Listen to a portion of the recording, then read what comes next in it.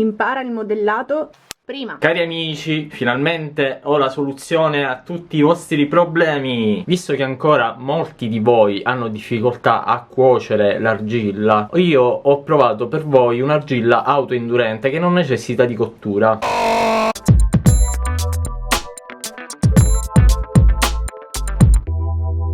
Nonostante le mie raccomandazioni, fate bene lo svuotamento, così il ceramista può ospitare i vostri pezzi nel forno senza problemi. Togliete le bolle d'aria dai pezzi, così evitate gli scoppiamenti, rotture. Fate bene l'essiccazione. Ti ho indicato pure la rete forni dove andare a cuocere. Niente, non ci può, niente. e quindi facciamo questo sacrificio. Proviamo questa argilla autoindurente. Rispetto alle altre alternative all'argilla che avevo provato, ha delle caratteristiche diverse. Vi ricordate che io avevo provato il DAS e la Super Sculpey? Nel caso del DAS abbiamo visto che si può utilizzare per fare dei piccoli lavoretti, è un po' gommosetto, quindi non è proprio facilissima la sua lavorazione. Va bene comunque a livello didattico per cose di piccola entità. Nel caso della Super Sculpey invece abbiamo visto che è complicato un po' all'inizio a mollarla e rimodellarla, però una volta trovata la quadra il livello di dettaglio che si può raggiungere è molto alto. Sicuramente è un materiale che viene molto utilizzato negli Stati Uniti perché fa figo e va bene, però a noi interessa provare un'alternativa all'argilla che non sia troppo onerosa, e quindi io ho deciso di provare per voi questa argilla autoindurente. Sicuramente ha un costo moderatamente basso rispetto al DAS o alla Super Sculpey, perché un chilo mi è costato sui 4 euro, però rispetto all'argilla è comunque sempre più alto, perché un chilo di argilla può costare in media 50 centesimi, un euro.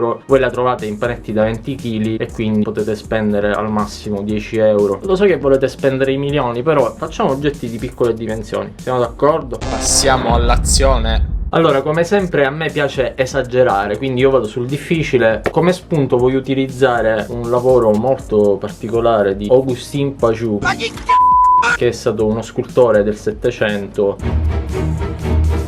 molto poco conosciuto rispetto ad altri scultori della sua epoca, ma di grandissima qualità per le opere che ha realizzato. Allora, prendiamo un pezzo consistente. Ho scelto di fare un mezzo busto molto delicato, vediamo se ci riusciamo con questa argilla. Un sistema che mi avete spesso visto utilizzare è quello di inserire la carta o la carta stagnola all'interno di queste paste modellabili per risparmiare materiale, ovviamente. Visto che non necessita di cottura, noi possiamo mettere tranquillamente anche la carta stagnola. Come prima cosa creiamo la struttura della scultura. Ricordatevi sempre di creare le fondamenta degli oggetti che volete realizzare.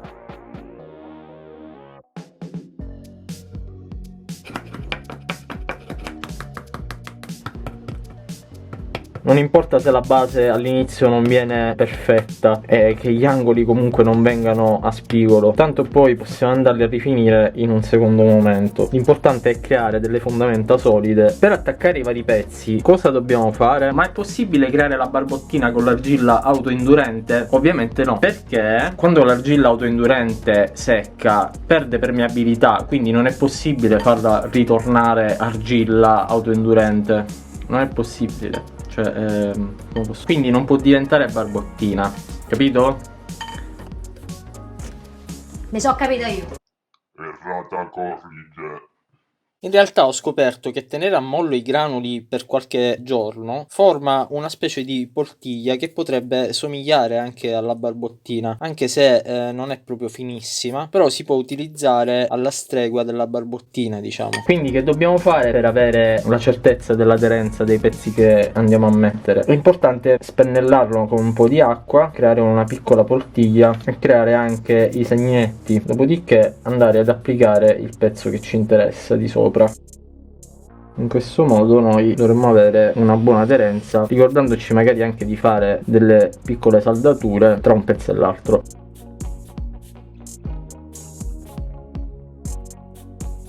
Ricordiamoci di non mettere troppa acqua quando facciamo le varie saldature, perché rischiamo di ammollare troppo il pezzo e questa cosa ci può complicare un po' la modellazione. Per un lavoro ottimale è importante che il nostro soggetto sia ad altezza occhi, in modo tale che noi riusciamo a vedere bene i dettagli. Ricordiamoci che le parti superiori vanno mantenute leggere. Inseriamo sempre un'anima di carta o di stagnola. Se abbiamo difficoltà possiamo metterlo all'interno di un tondino di legno, ovviamente cercando di evitare la carta che abbiamo messo all'interno. Noi possiamo avere comunque più stabilità.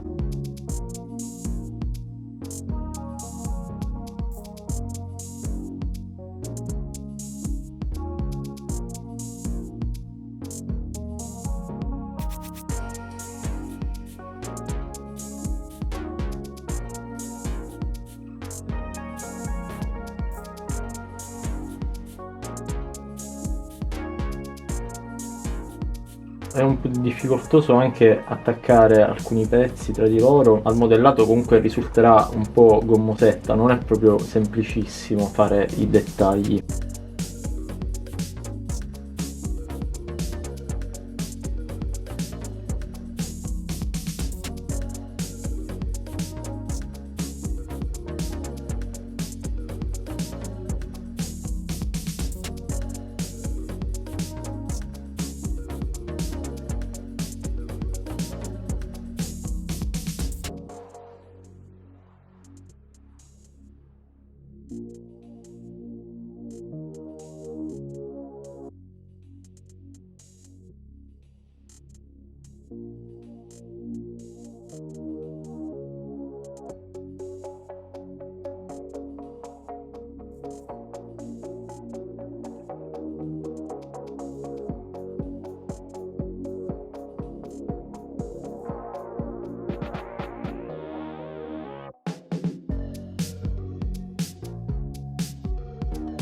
La cosa più difficile finora che ho riscontrato è la gommosità del materiale. Vedete che praticamente ad ogni colpo di stecca corrisponde un contraccolpo dell'argilla che un po' ritorna indietro, quindi questo è proprio l'effetto gommosità. Questo rende un pochettino più difficile lavorare sui dettagli. Dovremmo, per raggiungere un buon livello di dettaglio, imparare anche a lavorare quando questa argilla sarà un pochettino più incallita.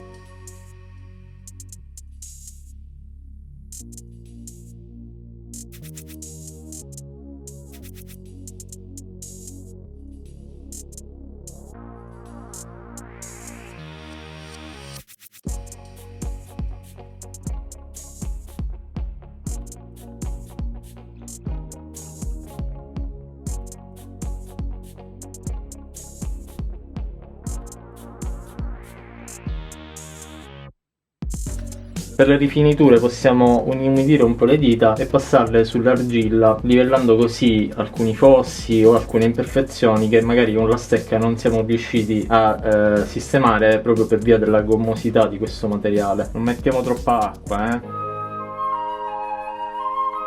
Ho lasciato una notte intera la nostra piccola scultura ad asciugare e nonostante ciò mi ha permesso di fare delle piccole modifiche, comunque delle sovrapposizioni anche di argilla un pochettino più fresca, e ovviamente avendo cura poi di lisciare con una stecca le sovrapposizioni, poi con le dita un po' inumidite. La gommosità del materiale si va un po' ad annullare quando incallisce. Vabbè, devo dire che non posso chiedere a questo materiale un livello di dettaglio maggiore.